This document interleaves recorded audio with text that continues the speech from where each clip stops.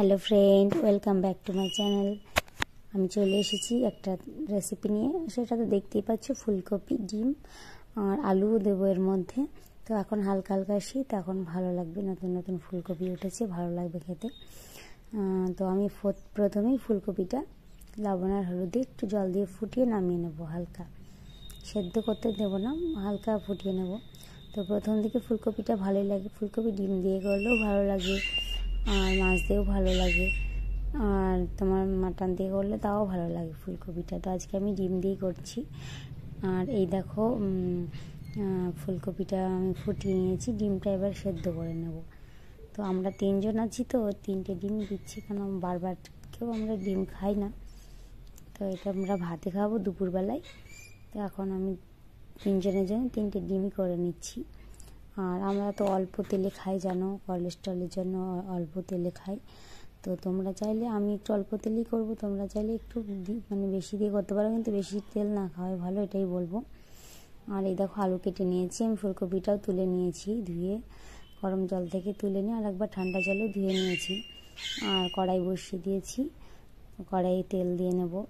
তেলে আমি একটু জিরে ফোড়ন দিয়ে নিচ্ছি প্রথমে, আর দেবো তোমার দারচিনি দেবো একটা, আর এলাচ দেবো। এলাচটা আমি একটু ফাটিয়ে দিই, নাহলে আমার মনে হয় যে সেন্টটা পাচ্ছি না, তাই মনে হয়।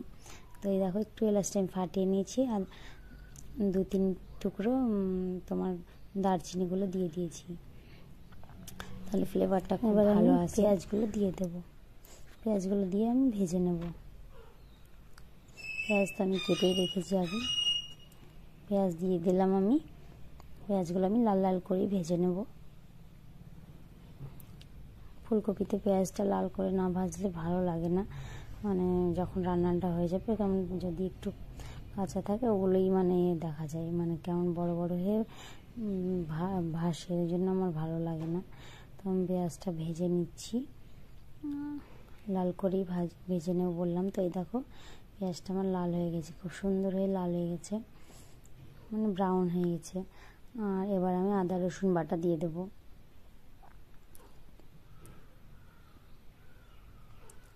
আদা রসুন বাটাটা একটু আমি ভেজে নিয়ে এবার আমি একটু জল দিয়ে নেব, নাহলে তলায় লেগে যেতে পারে। আর এখানে আছে ধনে গুঁড়ো, জিরে গুঁড়ো আছে, তো 2টো গুঁড়ো আমি দিয়ে দিলাম। আর বাকি আছে লঙ্কার গুঁড়োটা দেবো এবার। তো এটা একটুখানি কষিয়ে নিই। এই দেখো, লঙ্কার গুঁড়ো আমি দিয়ে দিলাম। তো ধনে গুঁড়ো, জিরে গুঁড়ো, লঙ্কার গুঁড়ো দিলাম, আর একটু এবার জল দিয়ে একটু কষিয়ে নেব। একটু মশলাটা একটু কাঁচা কাঁচা, তোমার আদা রসুনের গন্ধটা চলে গেলেই আমি তখন আলুটা দিয়ে দেবো। আলুটা দিয়ে তখন কষাতে শুরু করব। তাই দেখো, আলু আমি কেটে নিয়েছিলাম আগেই, আর আলুটা দিয়ে দিয়েছি। আলুটা এখন কিছুক্ষণ কষিয়ে নিয়ে আমি তারপর ফুলকপিটা দিয়ে দেবো। ডিম আলু দিয়ে, ফুলকপি দিয়ে খুব সুন্দর লাগে খেতে।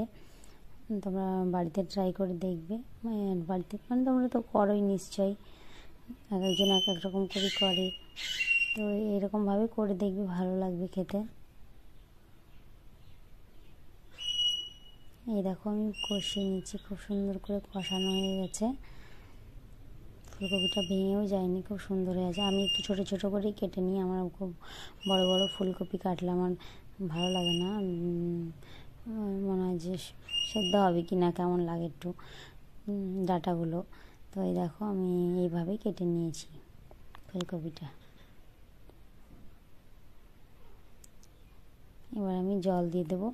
আর ডিমগুলো সেদ্ধ হয়ে গেছে ওইদিকে, ডিমগুলো একটু হলুদ দিয়ে ভেজে নেব হালকা। খুব কড়া ডিম ভাজা, যে সেদ্ধ করে যে কড়া ডিমটা ভাজা হয়, ওটা আবার আমার ভালো লাগে না, হালকা হালকা আমি ভেজে নেব। তো এটা জল দিয়ে একদম কষিয়ে জল টল দেওয়া হয়ে গেছে। এবার আমি দেখো, ডিমটাই হলুদ মাখিয়ে নিয়েছি। এবার একটু চামচ দিয়ে ফুটো করে নেব এই মধ্যেখানটা। এই দেখো, তাহলে একটু ডিমের ভেতরে লবণ টবণ মশলাগুলো যাই, ঝোলটা সঙ্গে যে থাকে, লবণ থাকে, ওটা ভেতরে চলে যায়, খুব সুন্দর লাগে খেতে। তাই দেখো, হালকা আমি ডিমটা ভেজে নিয়েছি, ঝোলের মধ্যে দিয়ে দিলাম। এবার আমি ঢাকা দিয়ে রান্না হতে দেবো কিছুক্ষণ। মানে যতক্ষণ না আলুটা আর ফুলকপিটা সেদ্ধ হচ্ছে ততক্ষণ আমি ঢাকা দিয়ে রান্না করব। তো কিছুক্ষণ প্রথমে হাই ফ্লেমে থাকবে গ্যাসে যদি করো, আর যদি ইন্ডাকশানে করো তাহলে ফুল ইয়েতে থাকবে। তখন কিছুক্ষণ পরে আমি কমিয়ে দিব, কেননা আস্তে আস্তে মানে জলটা মরে যাবে আর সেদ্ধ হবে না আলুটা, তার জন্য। তো এই দেখো আমি আস্তেই করে দিয়েছিলাম, তো আস্তে আস্তে হয়ে গেছে। এবার একটু ধনেপাতা কুচি তোমরা যদি খাও তাহলে একটু দিতে পারো, না খেলে দিতে গরম মশলা দিয়ে দেবে। তো আমি দিলাম ধনেপাতা কুচি দিলাম, গরম মশলা দিলাম না, যেহেতু প্রথমে আমি দিয়েছিলাম গরম মশলা দিয়েছিলাম, গোটা গরম মশলা ফোড়ন দিয়েছিলাম। আর এই দেখো আমি ধনেপাতা কুচিটা দিয়ে দিলাম, এবার আমি নামিয়ে নেব। তো এইভাবে তোমরা বাড়িতে করো আর আমাকে জানিও কেমন লাগলো, অবশ্যই কমেন্ট করে জানাবে। আর এই দেখো ফুলকপি আর ডিম আমার হয়ে গেছে।